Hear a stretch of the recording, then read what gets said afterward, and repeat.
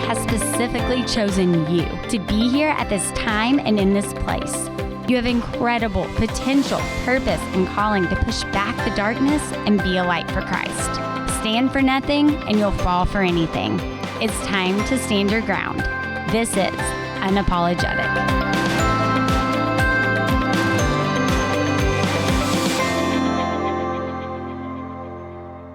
Hi everyone, welcome to Unapologetic. This week I'm talking with licensed professional counselor and creator of TrueLoveDates.com, Debra Fileta.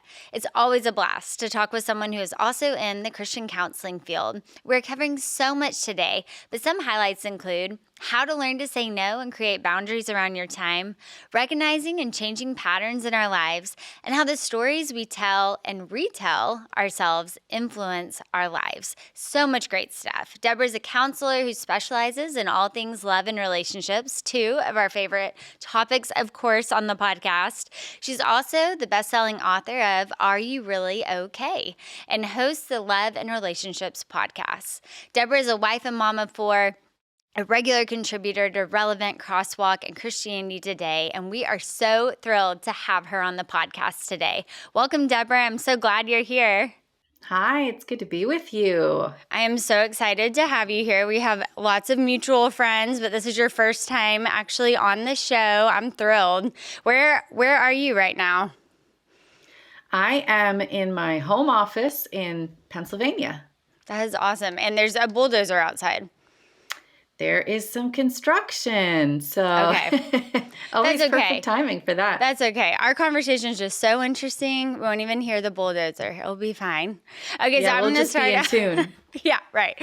I'm going to start asking what I ask every guest on the show. What do you wish Christians would stop apologizing for? I would say that I wish Christians would stop apologizing for seasons of struggle.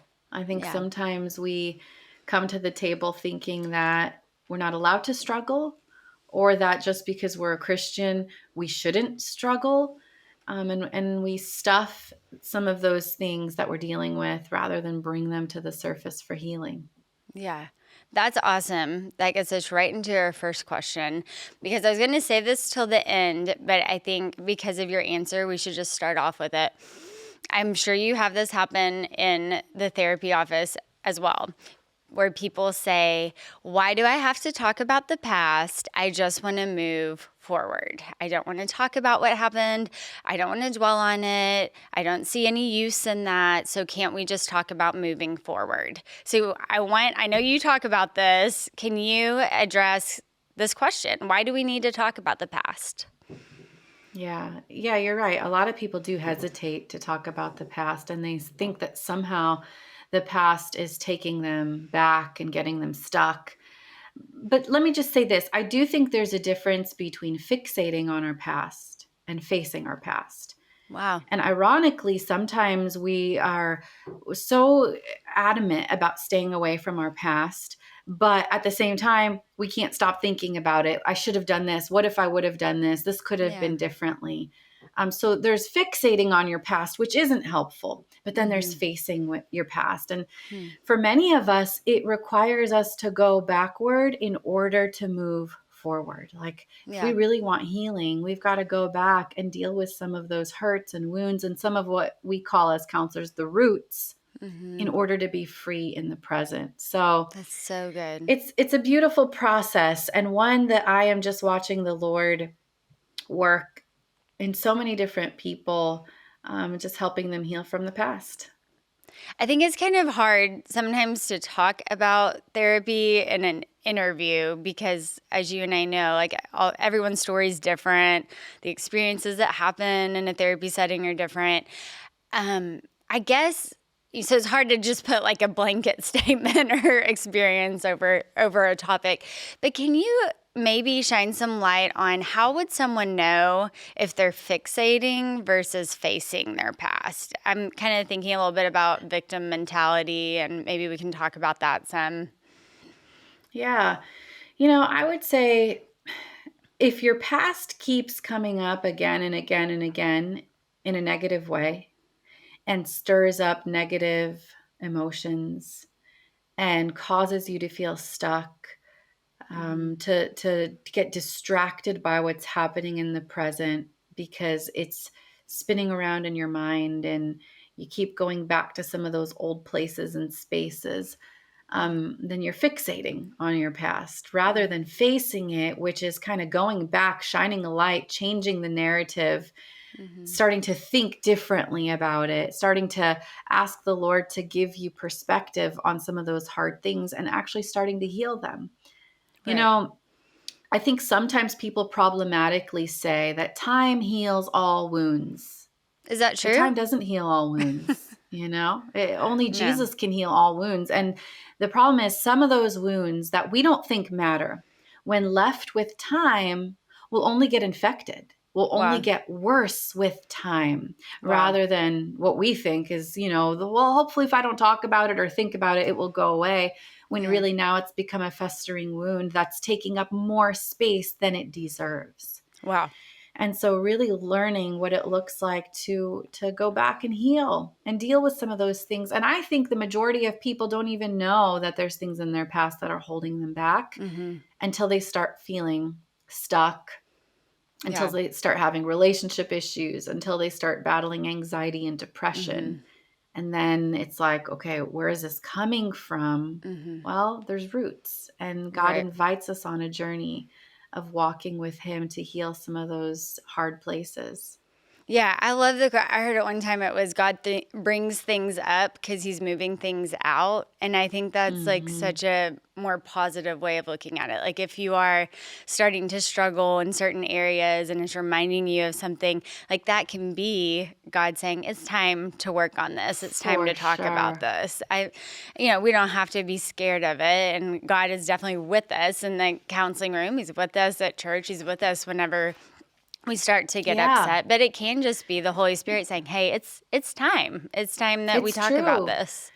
And sometimes I think we think we're going backward when those things come up. In my life Mhm. personally, I went through a season of struggling with panic attacks, and I Mm. didn't really know what was going on. And Yeah. at first I thought it was a physical issue because of the physical response I was having. Mhm. A couple of years before that experience, I had been through my own traumatic journey of almost losing my life.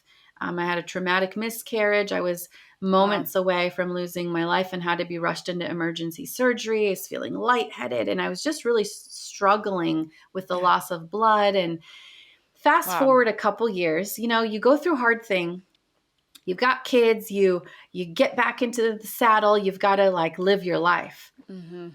And I call those seasons of survival. You're in survival mode. I just have to kind of get through and move forward.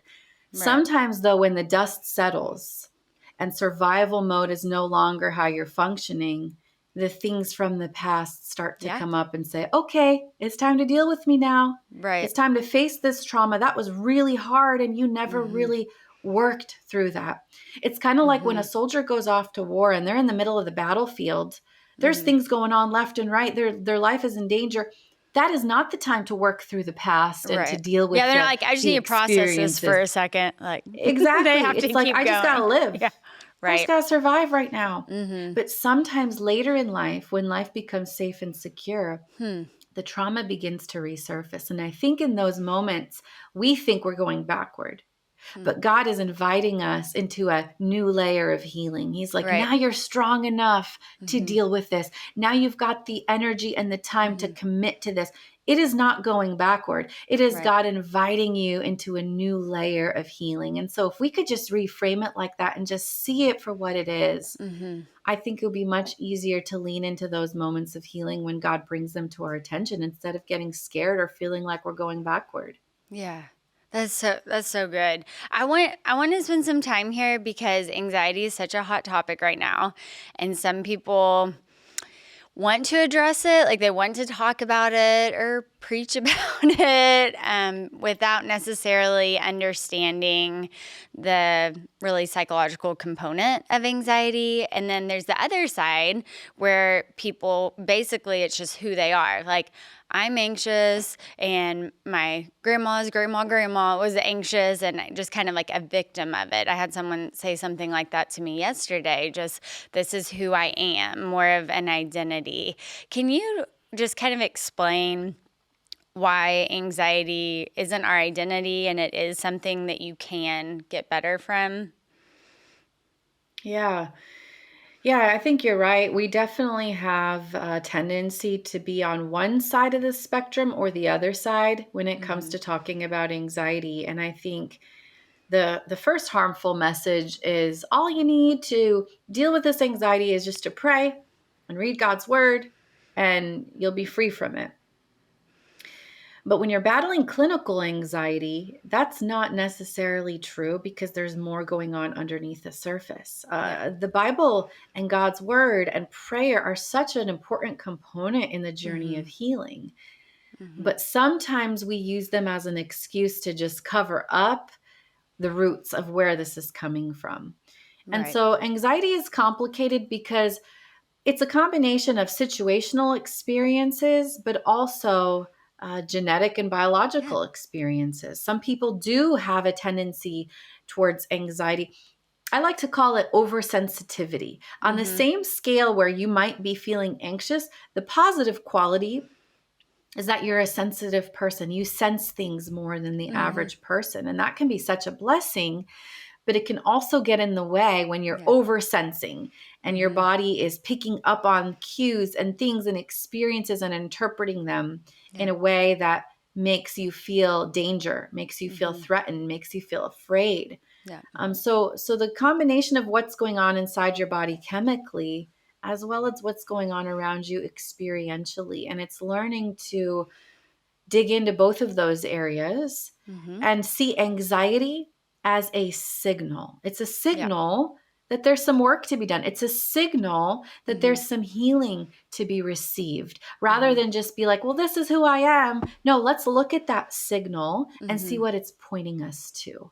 And I And think and and that's the also, best way to yeah, handle it. that's wonderful. I think also just to point out for those listening that whenever we say it's inherited, like I'm a family systems therapist, so I learned that yes, inherited can mean that that's what you saw played out in your family, not just you inherited that biology and so you have to be anxious because your mom is anxious. It can be that Right. you spent your entire childhood seeing her act in anxious ways. So it can be a learned behavior. But I think what we're both just trying to say is that no matter where it comes from, that's not where you have to stay. There is Right. help for that, which is really Yeah, great. It's not I something that we know. have to battle our entire lives. I like to think of anxiety as our alarm system. Mm-hmm. And sometimes our alarm system falsely alarms. Like Yeah. we've had false alarms before, right? And sometimes when you grow up in the context of having real situations where there were real alarms happening all around you, like Mm-hmm. danger, this is not safe, Mm-hmm. that alarm system is extra sensitive, Right. and you go on in life and you find that your alarm system is going off even when there's nothing to be afraid of. So Mm-hmm. even going back to my situation, a couple of years later after that traumatic experience, I was in the kitchen. This is my first experience with kind of a panicky feeling in the kitchen making lunch for the kids, and I hadn't had anything to drink or eat that day, and I started feeling lightheaded. Mm-hmm. Next thing you know, my body went back to that day in emergency surgery where I was Yep. feeling lightheaded. And I didn't make that connection. My Mm-hmm. body made that connection and the alarms went off. But this Wow. time it was a false alarm. I Mm-hmm. wasn't dying. I was in a Mm-hmm. safe place. I just needed to go get some water. I was dehydrated, but my body was like, last time you felt this, you were Mm-hmm. about to die. This must be dangerous. And the false Wow. alarms just start going off without me realizing Mm-hmm. what's happening in a blink of an eye. I mean, in a split second, your body can Mm-hmm. just react. And so the journey of healing requires us to really identify these signals and Yeah. get to the root of whether they are true or Mm-hmm. whether they are false. Now, Right. I hope you don't mind, but I would love to kind of bring Jesus into this because Jesus went through this same thing. When Jesus was in the Garden of Gethsemane and he was in at this point of struggle, like he knew what was coming up ahead. Mm-hmm. And the Bible says that he was under such distress and agony that he started to sweat droplets of blood. Medical experts call that hematidrosis. It's a very rare condition that they've only recognized in 2 other people in history that they believe is a fight or flight response. It's like his Wow. body was under such distress, the alarms were going off. Mm-hmm. But the beautiful thing about Jesus is that even when he was having these false alarms, he knew that in that moment, his feelings could not be trusted. His feelings were telling him, Yeah. get out of there. This is Right. dangerous. He Right. knew his feelings couldn't be trusted, but his God could be trusted. Wow. And sometimes in the process of dealing with our anxiety, we learn that feelings are real, Yeah. but they're not always telling us the truth. Right. And even Jesus himself went through that type of That's experience of incredible. feeling the feeling, but then clinging to God's truth. And in that, proving like we have power over our feelings, we have power over our thoughts because we're able to choose what we think. And so that's, I mean, that really is true. He could have totally given over to it. But he was like, no, not my will, your will. And he knew that those, I've heard it this way, that it's not, feelings are real, but they're not reliable always. Yeah. That's such, I've never heard it explained that way. That's wonderful. So we're talking about, of course, your book, which is Are You Really Okay? And I just cracked up on Sunday because someone told me they were fine. And I was like, okay, we need to call 911 because it's a big therapist joke what FINE stands for. Freaked out, insecure, neurotic, and emotional. So why did you title a book this, and how do we know? Like, are we really okay? Because people could be listening to this thinking, oh my goodness, like, do I need to go back to the playground and think about some event at McDonald's? I mean, you really could kind of start spiraling, like, what if I'm not really okay?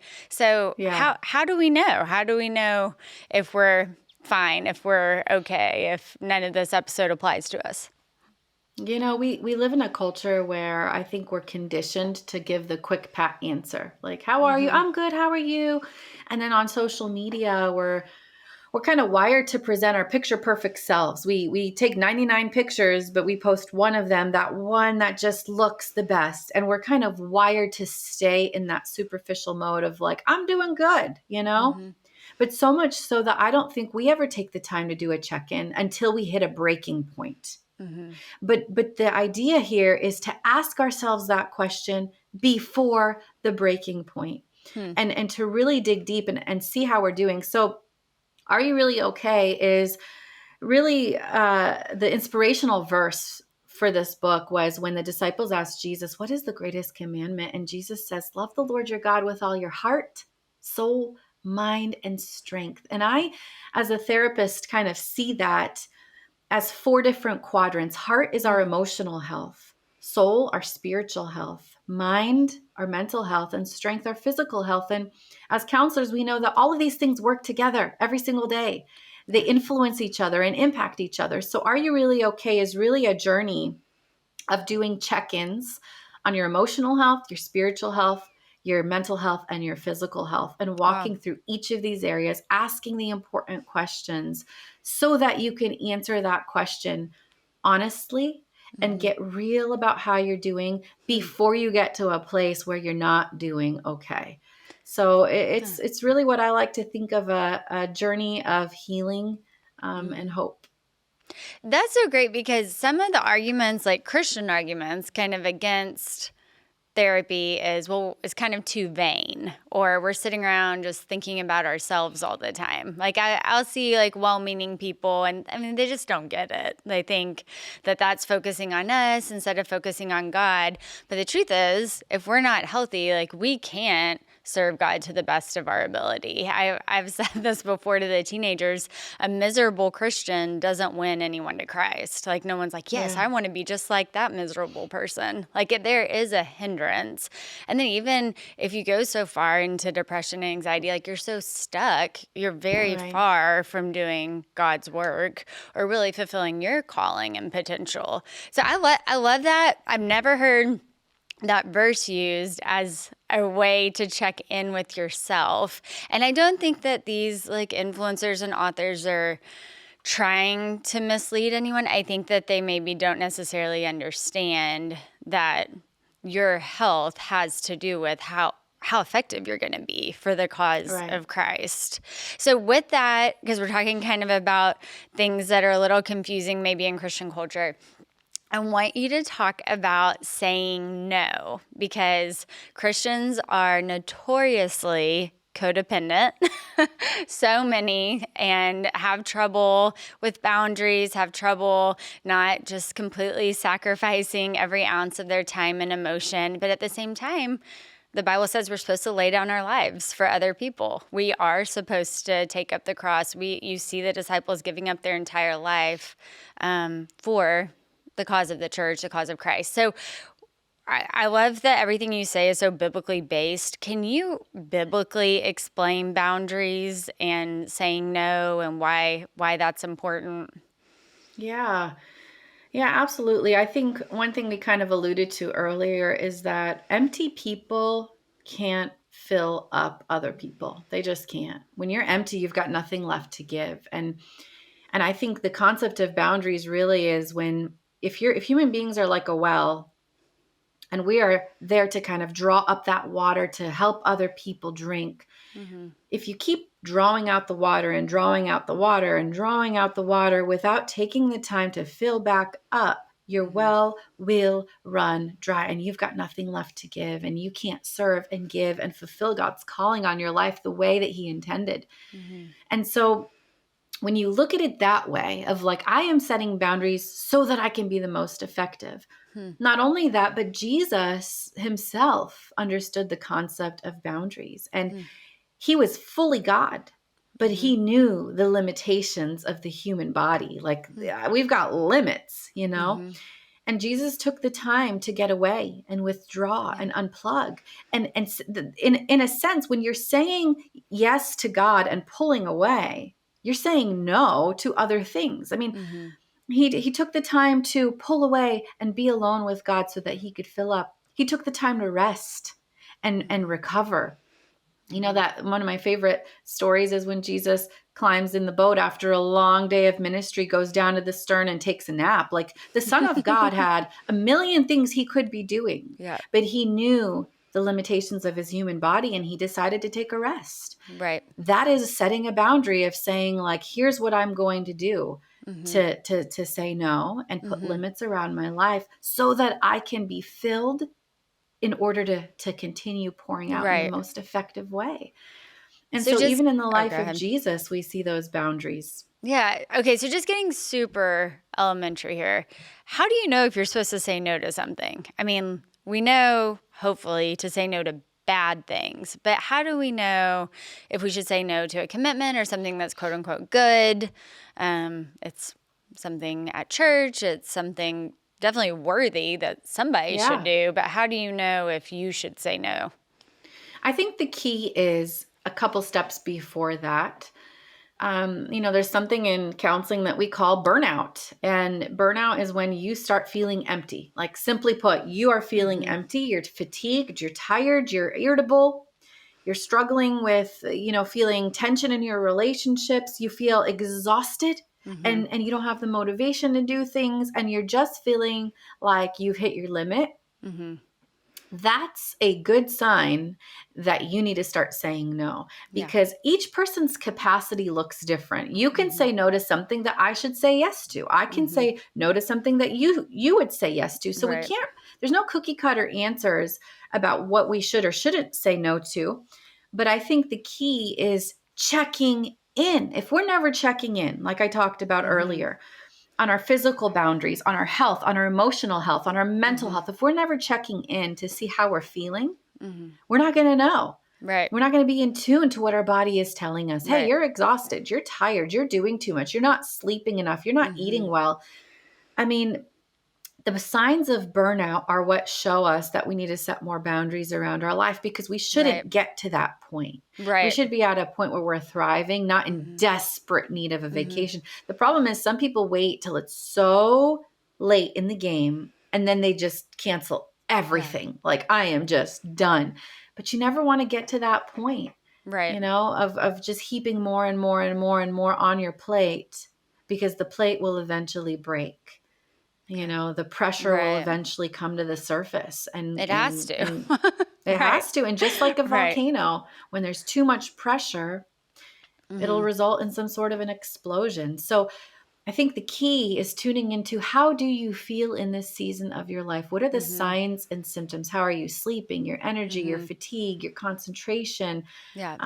your motivation, all of these things, so that you know when you need to say yes and when you need to say no. Okay, so obviously I have a lot of training around this. I've heard lots of talks about it. I've never heard someone say to check in on their motivation. You're the first person I've ever heard say that. So I just want to quickly, because we're coming to a close soon, for our listeners, this doesn't mean you're just sitting around thinking about yourself all the time. Like, now I feel sad. 5 minutes later, now I'm happy. Now I'm hungry. Like, it's not just constantly thinking about yourself. Most of the people listening know about my past history with eating disorders. And so something that I was taught was, it's just a quick check-in at the beginning of the day. Like, okay, how did I sleep? Do I have a plan for food today? Is something going on that like I haven't addressed that I need to work through later? Like, you can just do like a 5-point check-in. Like Debra just said, how's my motivation? You can just do that at the beginning, at the end of the day, and just kind of leave it at that. You don't have to sit there and think about yourself and every thought Right. and every emotion all day long. Now, when you're first learning to do it, you have to think about it a lot. Like, wouldn't you agree if this is totally foreign to you and Yeah. you I think the stuff? simplest way is to ask the question of like, why, especially when it Right. comes to boundaries. Why am I saying yes? Why do I feel like I should say yes? Why am I not able to say no? Why am I saying yes to so many things to the point where I'm feeling burnt out, and kind of Mm-hmm. getting to the root of my yes? Like, what's the Mm-hmm. motivation behind why I struggle with boundaries? Right. It's really about learning to ask yourself more questions Mm-hmm. than it is about trying to find the answer. But let's just start with some questions. Let's just start Mm-hmm. asking ourselves some things that maybe we've never thought about before, and seeing Yeah. what God's going to reveal to us. And like you always talk about, maybe that requires the help of a professional counselor to kind of Mm-hmm. help guide you in some of these areas. And help you make a plan. Like, even if it's just like, get a plan for your health, get a plan for what those things that you just mentioned.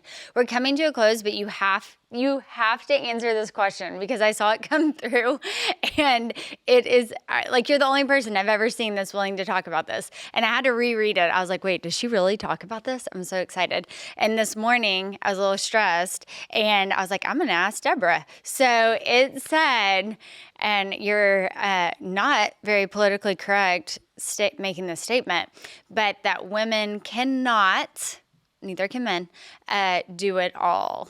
Can you speak to that just as we're coming to a close? Because that's really Yeah. freeing, actually. It's Yeah. not condemning. Yeah, no one can do it all. And I think we're in a culture that tells us, do it all, get it all, be everything to all people. But that is the recipe for failure, Yeah. and putting yourself in an unhealthy place. You can't do it all. You weren't meant to do it all. You were meant to do what God has called you to do for this season.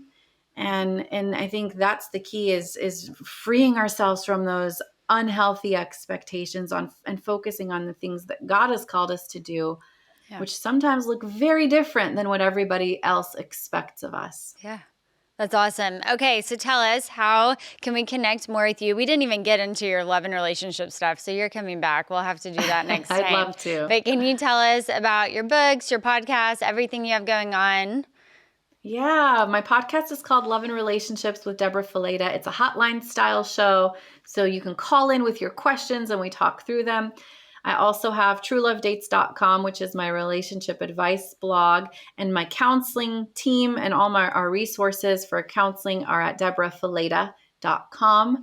And that's where I am on Instagram as well, at Debra Fileta. I love connecting with people and just getting to know their stories. So feel free to reach out to me there as well. Awesome. Thank you so much for being on the show. I loved hearing all your wisdom, and I know everyone's really going to benefit from all that you shared today. Thanks for being on. Thanks for having me. Thanks for tuning in to Unapologetic. Remember that you can hear today's episode and more at ptv.org/Julia and wherever you get your podcasts.